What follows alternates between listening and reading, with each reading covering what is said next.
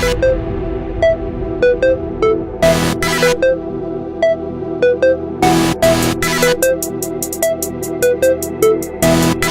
sports fans nationwide. You've entered the Sports Opinion Log here on Lex Anderson World, and it went down last night right here in Brooklyn. Brooklyn stand up. The big three, Durant, Kyrie Irving, James Harden, take down the Clippers, ending their measly little three-game win streak. Final score 124-120, and being the top 1%er and the People's Sportscaster, I have to do my due justice representing New York, and the Brooklyn Nets are serving notice to the league that they are not the ones to be messed with. Kyrie Irving, yes, I have called him an oddball for his personality, but last night he drops a season-high 39 points, Kevin Durant with 28 points, and the beard, James Harden, with the triple-double, 23 points, 14 assists, and 11 rebounds on the night.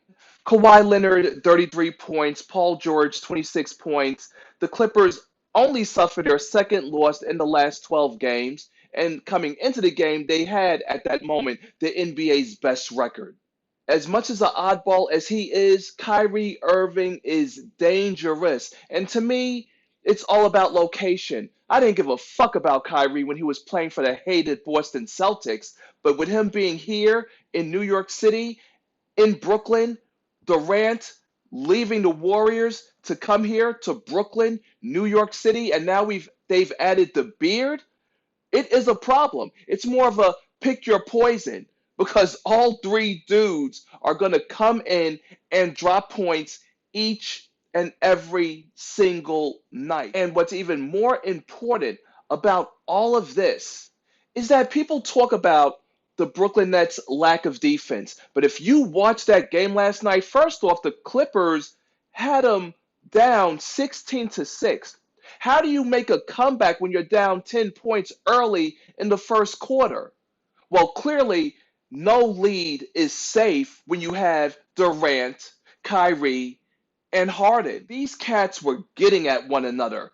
Durant was guarding Kawhi, and Paul George was trying to apply defense anywhere he could on the court.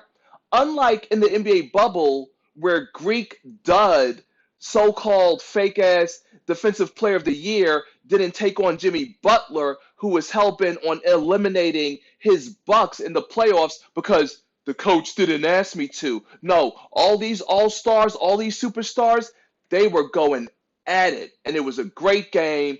And of course, what makes it even greater is that the Brooklyn Nets got the victory. And speaking of victory, let's also get into the other games that were played last night. Let's go.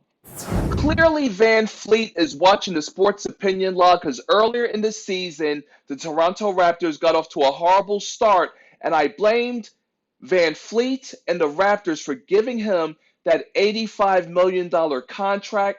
But look who came through decimating, destroying, and cutting through the Orlando Magic's VanFleet. 54 points in the Toronto Raptors' 123-108 victory over the Orlando Magic. VanFleet, 17 of 23 from the field, 11 of 14 from the three-point line, perfect behind the stripe, the charity stripe, free throw line, 9 of 9. And not only did he set the record when he got that historic $85 million contract, the most ever given to an undrafted player in NBA history, he also took down Moses Malone's record of 53 points, most points ever dropped by an undrafted player, and he eliminated DeMar DeRozan's franchise scoring record. DeMar had 52. So again, I will not backtrack on my critical comments of VanFleet, but being the sports historian, it has to be noted in the annals of sports history, his accomplishment last night, February 2nd, 2021. Salutes to Fred VanFleet. Now let's talk about the Portland Trailblazers, the undermanned Portland Trailblazers, who beat the Washington Wizards, final score 132-121, as once again, history is being made by Beal and Westbrook, but unfortunately, it is all negative. Russell Westbrook had a triple-double, 17 points, 12 rebounds, 10 assists. Bradley Beal scoring as he always does, 37 points. Beal, with his 37 points, becomes the first player with 25 points in each of his first 16 games of a season since the legendary Michael Jordan in 1988-89. Or should I say, the GOAT, Michael Jordan. Okay, but Michael Jordan is a champion and a winner, something Bradley Beal will never know. As a matter of fact, the Wizards are the only team to not have reached 5 wins on the season. And speaking of wins, Russell Westbrook, with his triple-double, 17 points, 12 rebounds, and 10 assists, has now lost 7 consecutive games where he has a triple-double, 2 games longer than any other player in NBA history. Like I said, it's all negative. And last but not least, the Golden State Warriors lost to the hated Boston Celtics last night. Final score 111-107. Curry, 38 points with 7 3-pointers, joining the late Hall of Famer Wilt Chamberlain as the only Warriors to score 17,000 points for the franchise. But you know what is really sad? Okay, so I'm going to do what I do best. Top 1%er, people sportscaster. I will talk about what the nationwide sports leader, the Foxies, the corporate shells, they've sold their soul to the almighty dollar, won't talk about. The reason why the Warriors aren't doing as good as they should be is, like I've said before, fake ass, fake all-star Draymond Green. He only had 2 points, 11 rebounds, and 7 assists. He shot 1 for 7 from the field. And the commentators last night were saying Draymond Green is only averaging 5 points a game. 5 points a game?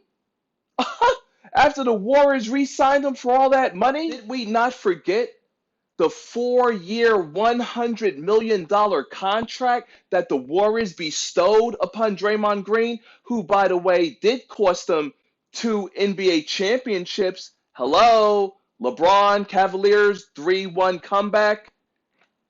Kawhi Leonard closing down Oracle Arena, and you're averaging 5 points a fucking game. If I, or even you, but no, I don't know what you're capable of, but I know what I'm capable of, sports fashion icon. If I was playing with the Splash Brothers, Curry and Clay, and then you throw in Durant, how could I not average double-doubles? How could I not drop in triple-doubles playing with 3 all-world, all-star, superstar players? Draymond Green has been exposed for the bum that he is. Because for Curry to be dropping all these points and for Draymond to only be averaging 5, the same Draymond Green that had the nerve to get in Durant's face and be confrontational, how the mighty have fallen. More in particular, how fake-ass Draymond Green has fallen. Well, sports fans, that's all I got for now. Thank you very much for tuning in. Until next time, Lex Anderson signing out.